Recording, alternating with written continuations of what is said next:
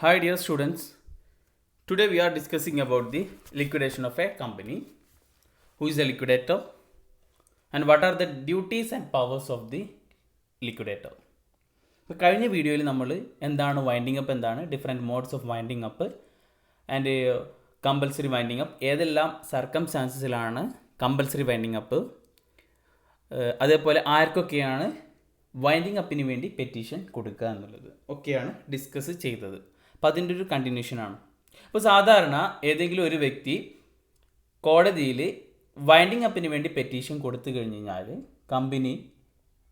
കോടതി വൈൻഡിങ് അപ്പിന് വേണ്ടിയിട്ട് എന്ത് ചെയ്യും, ഓർഡർ കൊടുക്കും. അതിൻ്റെ കൂടെ തന്നെ ഒരു ലിക്വിഡേറ്റർ എന്ത് ചെയ്യും, അപ്പോയിൻറ്റ് ചെയ്യും.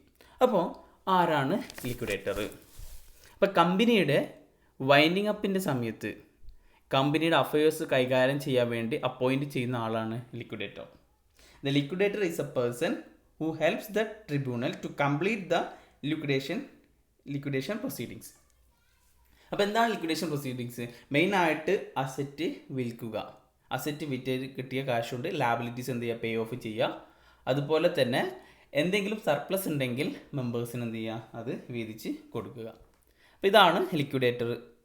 അപ്പോൾ liquidator, who is the liquidator? When a company goes into liquidation under the order of tribunal, a person is appointed to perform the duties relating to winding up of the company. Such persons are called official liquidator or company liquidators. Okay, അപ്പോൾ ഇവിടെ എന്താണ് perform ചെയ്യുന്നത്, അല്ലെങ്കിൽ എന്താണ് കമ്പനിയുടെ related ആയിട്ടുള്ള duties എന്താണെന്നുള്ളതാണ് ചെയ്യുന്നത്. അപ്പോൾ what are the duties and powers of the liquidator?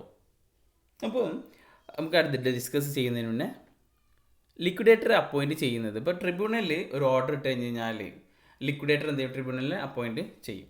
അങ്ങനെ അപ്പോയിൻറ്റ് ചെയ്യാന്ന് വെച്ചാൽ ഒരു പ്രൊഫഷണൽ ടീമിൽ നിന്നാണ് എടുക്കുക, ഒരു പാനൽ ഉണ്ടാവും, പ്രൊഫഷണൽ പാനൽ, അതിൽ നിന്നാണ് ലിക്വിഡേറ്റർ എന്ത് ചെയ്യുക, അപ്പോയിൻറ്റ് ചെയ്യുക. അത് ചിലപ്പോൾ ചാർട്ടേഡ് അക്കൗണ്ടൻറ്റോ അല്ലെങ്കിൽ അഡ്വക്കേറ്റ്സോ കമ്പനി സെക്രട്ടറീസോ പിന്നെ അതേപോലെ തന്നെ കോസ്റ്റ് വർക്ക് അക്കൗണ്ടൻറ്റ് അല്ലെങ്കിൽ ഗവൺമെൻറ്റിൻ്റെ തന്നെ ബോഡി കോർപ്പറേറ്റ്സിലുള്ള മെമ്പേഴ്സ്, അങ്ങനെയുള്ള മെമ്പേഴ്സിനെ അല്ലെങ്കിൽ അങ്ങനെയുള്ള വ്യക്തികളെയാണ് എന്ത് ചെയ്യുക, ലിക്വിഡേറ്ററായിട്ട് എന്ത് ചെയ്യുക, അപ്പോയിൻറ്റ് ചെയ്യുക. അങ്ങനെ ഈ ലിക്വിഡേറ്റേഴ്സ് കുറച്ച് കാര്യങ്ങൾ അവർക്ക് അവരുടേതായിട്ടുള്ള ട്രിബ്യൂണൽസ് പറഞ്ഞിട്ടുള്ള ഡ്യൂട്ടീസ് ആൻഡ് പവേഴ്സ് ഒക്കെ ഉണ്ടാകും. അത് അവരുടെ എന്ത് ചെയ്യണം, ആ ലിക്വിഡേഷൻ പ്രോസസ്സ് കംപ്ലീറ്റ് ചെയ്യാൻ വേണ്ടിയിട്ട് അത് അവർ എക്സിക്യൂട്ട് ചെയ്യണം. ഓക്കെ, അപ്പോൾ ഇനി അപ്പോയിൻറ്റ് ചെയ്ത് കഴിഞ്ഞാൽ ചിലപ്പോൾ എന്ത് ചെയ്യും, റിമൂവൽ ചെയ്യും അല്ലെങ്കിൽ റീപ്ലേസ്മെൻറ്റ് ചെയ്യും. അപ്പോൾ ചിലപ്പോൾ സാധാരണ കമ്പനി ലിക്വിഡേറ്റർ അപ്പോയിൻറ്റ് ചെയ്ത് കഴിഞ്ഞാൽ അവരെന്തെങ്കിലും മിസ്കണ്ടക്റ്റോ അല്ലെങ്കിൽ ഫ്രോഡോ പ്രൊഫഷണൽ ഇൻകോമ്പിറ്റൻസീസ് എന്ന് വെച്ചാൽ അവർ ഞാൻ പറഞ്ഞു പ്രൊഫഷണൽസിനാണ് അപ്പോയിൻറ്റ് ചെയ്യുക. അപ്പോൾ അവർക്ക് എന്തെങ്കിലും ആ പ്രൊഫഷണൽ ക്വാളിറ്റി ഇല്ല എങ്കിൽ, അല്ലെങ്കിൽ ആ ലിക്വിഡേറ്റേഴ്സിന് അവരുടെ അല്ലെങ്കിൽ ലിക്വിഡേറ്റേഴ്സിന് കംപ്ലീറ്റ് ചെയ്യാനുള്ള എബിലിറ്റി ഇല്ല, ലിക്വിഡേഷൻ പ്രോസസ്സ് കംപ്ലീറ്റ് ചെയ്യാനുള്ള എബിലിറ്റി ഇല്ല എങ്കിൽ, എന്തെങ്കിലും കോൺഫ്ലിക്റ്റ് ഒക്കെ ഉണ്ടായി കഴിഞ്ഞാൽ ഇവരെന്ത് ചെയ്യും, ലിക്വിഡേറ്റേഴ്സിന് എന്ത് ചെയ്യും, റിമൂവ് ചെയ്യും. അതേപോലെ തന്നെ ലിക്വിഡേറ്റേഴ്സിൻ്റെ മരണമോ അല്ലെങ്കിൽ റെസിഗ്നേഷനോ ഒക്കെ റിമൂവൽ അല്ലെങ്കിൽ റീപ്ലേസ്മെൻറ്റ് നടത്താൻ ചാൻസ് ഉള്ള കാര്യങ്ങളാണ്. Okay, next one, the main topic is the powers of A liquidator. എന്താണ് ലിക്വിഡേറ്ററിൻ്റെ പവർ? അപ്പോൾ കോടതി സാങ്ഷൻ ചെയ്തിട്ടുള്ള പവേഴ്സ് ഉണ്ട്, കോടതി പെർമിഷൻ കൊടുത്തിട്ടുള്ള പവേഴ്സ് ഉണ്ട്, കൊടുക്കാത്ത പവേഴ്സ് ഉണ്ട്. അപ്പോൾ he can exercise the following powers only with the court sanctions. എന്ന് വെച്ച് കഴിഞ്ഞാൽ ഈ താഴെ പറയുന്ന പവേഴ്സൊക്കെ കോടതിയുടെ പെർമിഷന് കൂടിയിട്ടാണ് എന്ത് ചെയ്യാൻ പറ്റുള്ളൂ, ചെയ്യാൻ പറ്റുള്ളൂ.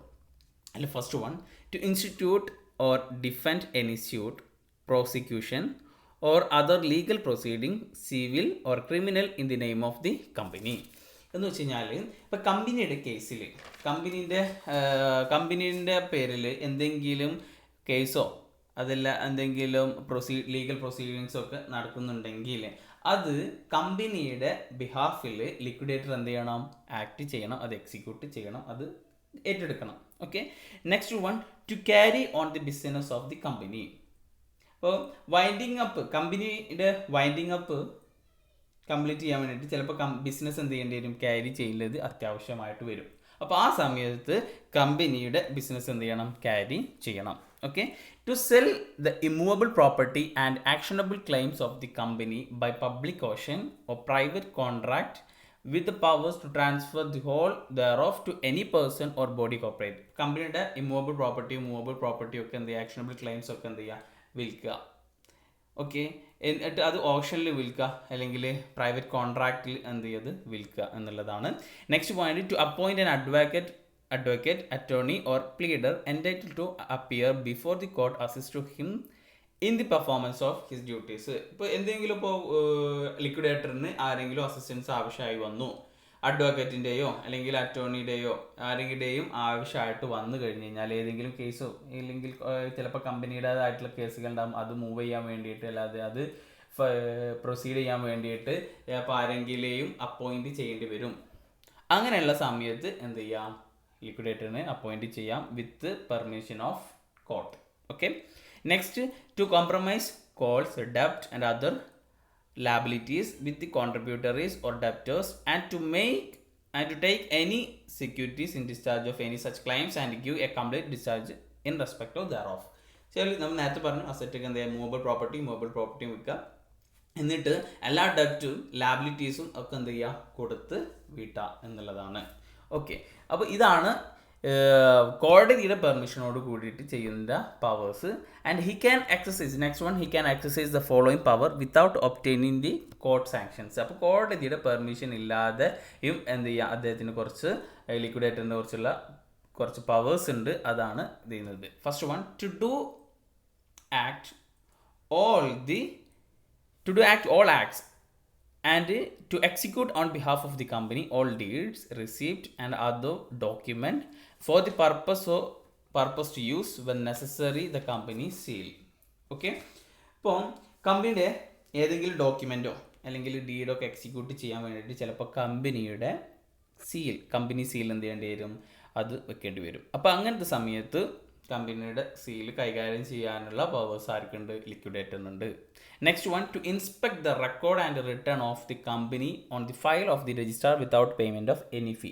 സാധാരണ ഒരു റെക്കോർഡോ ഫയൽ ഇൻസ്പെക്ട് ചെയ്യണമെന്നുണ്ടെങ്കിൽ, ഒരു മെമ്പറിന് റെക്കോർഡ് ഇൻസ്പെക്ട് ചെയ്യണമെന്നുണ്ടെങ്കിൽ അല്ലെങ്കിൽ ഒരു തേർഡ് പാർട്ടിക്ക് റെക്കോർഡ് ഇൻസ്പെക്ട് ചെയ്യണമെങ്കിൽ പേയ്മെൻറ്റോട് കൂടിയിട്ടാണ് എന്ത് ചെയ്യുക, ഇൻസ്പെക്ട് ചെയ്യുക. രജിസ്ട്രാർ ഓഫീസിൽ നിന്ന് ഫീസ് അടച്ചു കഴിഞ്ഞാൽ എന്ത് ചെയ്യുക, ഇൻസ്പെക്ട് ചെയ്യാം.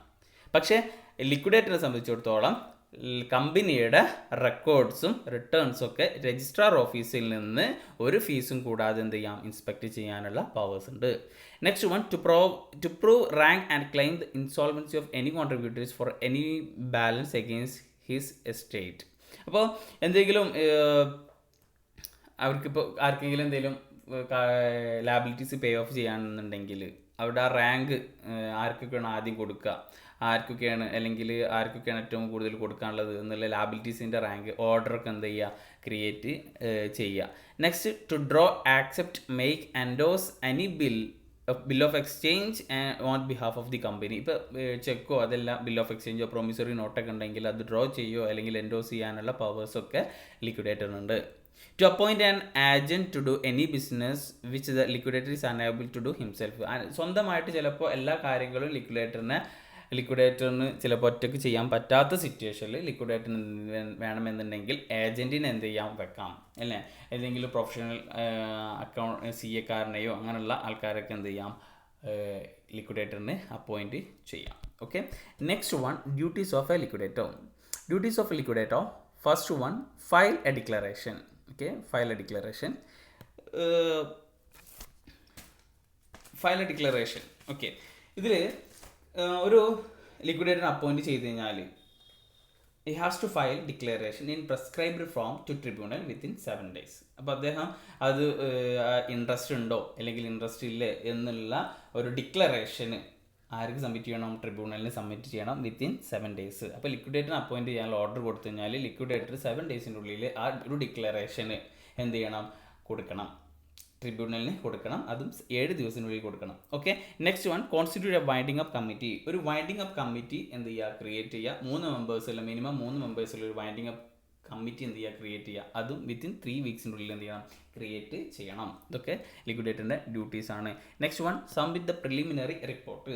പ്രിലിമിനറി റിപ്പോർട്ട് എന്ത് ചെയ്യുക, സബ്മിറ്റ് ചെയ്യുക. ഇതിൽ കമ്പനിയുടെ പ്രിലിമിനറി റിപ്പോർട്ടിൽ എന്തൊക്കെയുണ്ട് എന്നുള്ളതാണ്. കമ്പനിയുടെ കമ്പനി വൈൻഡിങ് അപ്പിന് ഓർഡർ കൊടുത്തു കഴിഞ്ഞാൽ 60 ദിവസത്തിനുള്ളിൽ എന്ത് ചെയ്യണം, പ്രിലിമിനറി റിപ്പോർട്ട് എന്ത് ചെയ്യണം, ട്രിബ്യൂണലിന് സബ്മിറ്റ് ചെയ്യണം. ആ റിപ്പോർട്ടിൽ കമ്പനിയുടെ എല്ലാ അസറ്റും, ഫിക്സ്ഡ് അസറ്റും കറണ്ട് അസറ്റ് അത് എത്രയാണ്, എവിടെയാണ് സിറ്റുവേറ്റ് ചെയ്യുന്നത്, ഫിക്സ്ഡ് അസറ്റൊക്കെ എവിടെയാണ്, അതിൻ്റെ വില എത്രയാണ്, പിന്നെ അതുപോലെ അങ്ങനെയുള്ള എല്ലാ കാര്യങ്ങളും, അസറ്റുമായി ബന്ധപ്പെട്ടുള്ള എല്ലാ കാര്യവും മെൻഷൻ ചെയ്യണം. അതുപോലെ തന്നെ ക്യാപിറ്റൽ, സബ്സ്ക്രൈബ്ഡ് എത്രയാണ്, ഇഷ്യൂഡ് എത്രയാണ്, paid up capital, uncalled, called capital, ഇതെല്ലാം എന്ത് ചെയ്യണം, മെൻഷൻ ചെയ്തിരിക്കണം. നെക്സ്റ്റ് വൺ ലാബിലിറ്റി, ഈ കണ്ടിജൻ ലാബിലിറ്റി എത്രയാണ്, ലാബിലിറ്റി ആർക്കൊക്കെയാണ്, ആ name and address of the creditors, കോൺട്രിബ്യൂട്ടേഴ്സിൻ്റെ ലിസ്റ്റ്, ഇതെല്ലാം ക്രിയേറ്റ് ചെയ്യണം.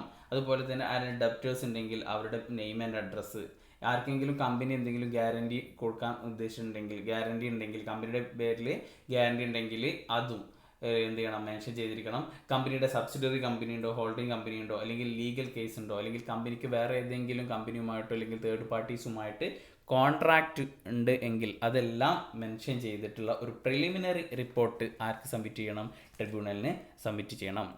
Next one, take over the company's asset. കമ്പനിയുടെ എല്ലാ അസറ്റും ആരെ അണ്ടറിൽ കസ്റ്റഡിയിൽ എടുക്കുക, ആരെ കസ്റ്റഡിയിലായിരിക്കും, ലിക്വിഡേറ്ററിൻ്റെ കസ്റ്റഡിയിലായിരിക്കും. Next one, he must protect the asset of the company. കസ്റ്റഡിയിൽ എടുത്തു കഴിഞ്ഞ് അത് പ്രൊട്ടക്റ്റ് ചെയ്യുന്നതിൻ്റെ ഡ്യൂട്ടിയും ആർക്ക് തന്നെയാണ്, ലിക്വിഡേറ്ററിനാണ്. The next one, within 2 months from the date of the direction of the court, the liquidator must call a meeting of the creditors for determining the person who are to be the members of the committee of inspection. അപ്പോൾ liquidator ഒരു കോർട്ടിൻ്റെ order കിട്ടിക്കഴിഞ്ഞ് within 2 months ഉള്ളിൽ ഒരു inspection committee എന്ത് ചെയ്യണം, create ചെയ്യണം, inspection committee form ചെയ്യണം. Okay. Then next one, keep proper books. കമ്പനിയുടെ ബുക്സൊക്കെ എന്ത് ചെയ്യുക, പ്രോപ്പറായിട്ട് കീപ്പ് ചെയ്യുക. അല്ലെങ്കിൽ എന്തെങ്കിലും എൻട്രീസ് ഉണ്ടെങ്കിൽ അത് എന്ത് ചെയ്യുക, എൻട്രീസ് ചേർക്കുക. പിന്നെ അതേപോലെ recording minutes of the proceedings at the meeting. ചിലപ്പോൾ മീറ്റിംഗ് കൂടും, ക്രെഡിറ്റേഴ്സിൻ്റെ അല്ലെങ്കിൽ കോൺട്രിബ്യൂട്ടേഴ്സിൻ്റെ ഒക്കെ മീറ്റിംഗ് കൂടും, അതിലുണ്ടാവുന്ന മിനിറ്റ്സ് ഒക്കെ എന്ത് ചെയ്യുക, റെക്കോർഡ് ചെയ്യുക. The next, സമോൺ meeting of creditors and contributors. അപ്പോൾ കോൺട്രിബ്യൂട്ടേഴ്സിൻ്റെയും ക്രെഡിറ്റേഴ്സിൻ്റെയും ഒക്കെ മീറ്റിംഗ് ചിലപ്പോൾ വെക്കേണ്ടി വരും. അങ്ങനെ ആവശ്യമുണ്ടെങ്കിൽ ആ മീറ്റിംഗും വെക്കുന്നതിൻ്റെ ഡ്യൂട്ടി ആർക്കാണ്, ലിക്വിഡേറ്റേഴ്സിനാണ്. Okay. The next one, he should realize the asset and distribute the proceeds among the creditors and the surplus if any among the contributors according to their rights. Okay. Assets എന്ത് ചെയ്യുക, വിൽക്കുക, realise ചെയ്യുക, എന്നിട്ട് liabilities ക്രെഡിറ്റേഴ്സിന് കൊടുക്കാനുള്ളത് കൊടുക്കുക. എന്തെങ്കിലും surplus ഉണ്ടെങ്കിൽ അത് കോൺട്രിബ്യൂട്ടേഴ്സിന് അവരുടെ റൈറ്റ് അനുസരിച്ചിട്ട് അല്ലെങ്കിൽ വോട്ടിംഗ് ഷെയർ അനുസരിച്ചിട്ട് എന്ത് ചെയ്യുക, വീതിക്കുക.